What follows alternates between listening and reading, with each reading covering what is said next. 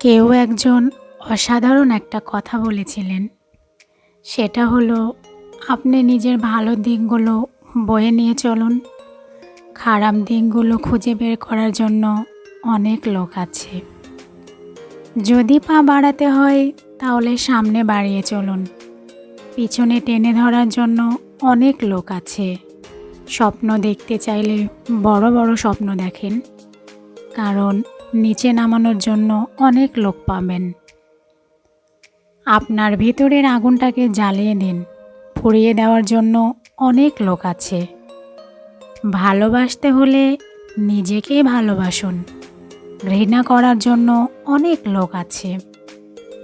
আপনি শুধু নিজের পরিচয়টা গড়ে তুলুন, ভিড়ের সঙ্গে হাঁটার অনেক লোক পাবেন। আপনি এমন কিছু করে দেখান যাতে আপনার জন্য তালি বাজাতে বাধ্য থাকে।